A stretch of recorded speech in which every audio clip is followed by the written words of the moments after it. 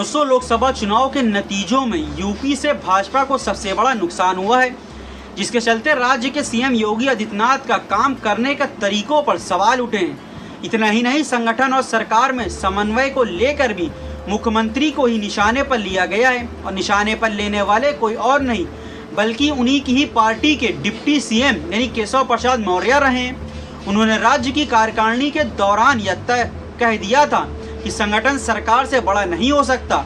CM Yogi Adityanath के सामने केशव प्रसाद मौर्य का बयान काफी अहम था। इसके बाद से कयास लगाए जाने लगे थे कि संभवतः सीएम योगी को हटाया दिया जाएगा। राजनीतिक गलियारों में जारी चर्चा के बीच प्रधानमंत्री मोदी की भाजपा के मुख्यमंत्रियों के साथ हुई बैठक भी काफी चर्चा में रही थी। सोर्सेज या सूत्र से ये भी बताते हैं कि भाजपा को हुए नुकसान की रिपोर्ट भी योगी ने प्रधानमंत्री मोदी और अध्यक्ष जेपी नड्डा को सौंप दी है। इसके बाद शुरू हुआ विधानसभा के सत्र में अब सीएम योगी का पुराना अंदाज देखने को मिल रहा है। खास बात यह है कि वो एक तीर से कई शिकार कर रहे हैं। दोस्तों, आप हमारे इस यूट्यूब चैनल को सब्सक्राइब करें, साथ ही चैनल को ज्वाइन भी करें, जिससे आप बन सकते हैं हमारे चैनल के मेंबर और आप हमको कुछ आर्थिक मदद भी कर सकते हैं। अब बढ़ते अपने आज की खबर की तरफ। मैं नौकरी करने नहीं आया हूँ। दरअसल उत्तर प्रदेश के मुख्यमंत्री योगी आदित्यनाथ ने विधानसभा में आक्रामक अंदाज में कहा कि वह सरकार में नौकरी करने के लिए नहीं आए हैं। उन्होंने विपक्ष को निशाने पर लेते हुए कहा कि जो भी अराजकता पैदा करेगा वह उसका अंजाम भुगतेगा। उन्होंने इस दौरान यह भी कहा कि कुछ लोगों को बुलडोजर से डर लगता है, लेकिन कानून तोड़ने पर तो बुलडोजर चलेगा ही।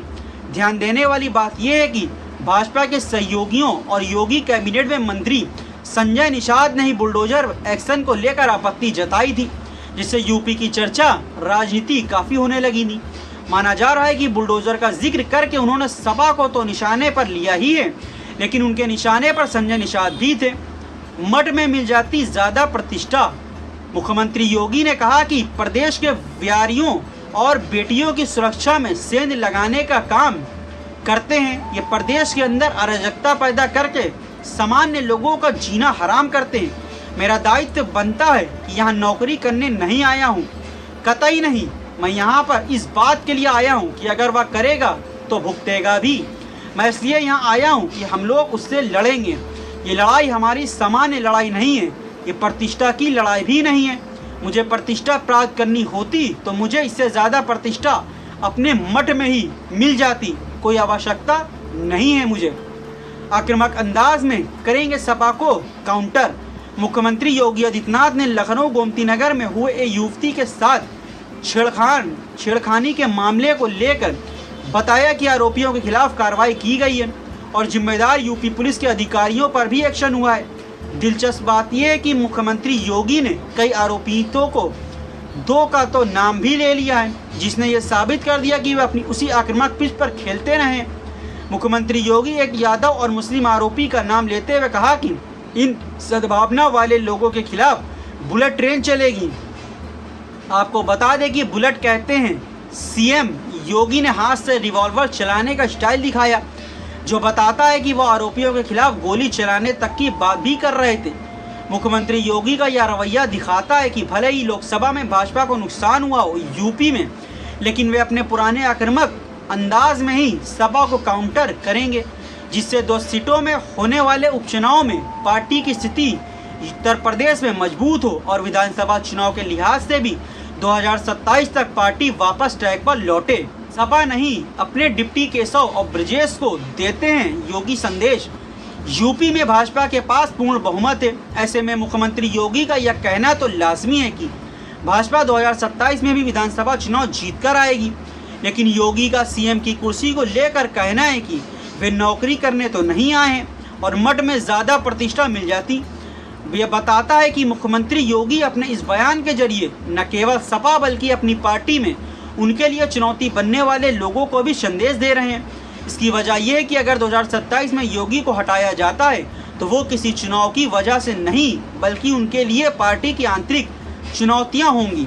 मुख्यमंत्री योगी विधानसभा में बात तो विपक्षी दलों की तरफ से देखकर कर रहे थे, लेकिन उनका मुख्य टारगेट अपने पाले में बैठे उनके डिप्टी सीएम केशव प्रसाद मौर्य और ब्रजेश पाठक पर ही था, जो कि लोकसभा चुनाव के बाद लंबे समय तक उनके खिलाफ कथित तौर पर आंतरिक मोर्चा खोले हुए थे। ये दोनों ही डिप्टी सीएम न केवल सीएम योगी द्वारा बुलाई जाने वाली कैबिनेट बैठकों तक में शामिल नहीं होते थे। जब उन्हें हटाए जाने की खबरें चल रही थी तो वह भी दावा किया जा रहा था कि भाजपा के टॉप लीडरशिप उनसे खुश नहीं है, और यह भी दावा किया गया था कि अगर भाजपा का प्रदर्शन 10 विधानसभा सीटों पर होने वाले चुनाव में बुरा रहता है तो योगी की मुश्किलें बढ़ सकती हैं। हम सभी जानते हैं कि अगर मुख्यमंत्री योगी के खिलाफ कोई फैसला होता भी है तो उसके केंद्र में प्रधानमंत्री मोदी और अमित शाह ही होंगे। ऐसे में विधानसभा में पटल के वापस अपने मठ यानी गोरखनाथ पीठ जाने की बात करके मुख्यमंत्री योगी ने बता दिया है कि वे उन्हें मुख्यमंत्री की कुर्सी से हटाया भी जाता है तो उन्हें कोई फर्क नहीं पड़ेगा, लेकिन जब तक वे कुर्सी पर रहेंगे तब तक वह आक्रामक अंदाज में ही काम करेंगे। अब दोस्तों देखना ये होगा कि 10 सीटों में जो यूपी में विधानसभा में उपचुनाव के नतीजे क्या होते हैं, क्योंकि वो नतीजे ही योगी आदित्यनाथ का राजनीतिक भविष्य तय करने में सबसे अहम भूमिका निभाएंगे।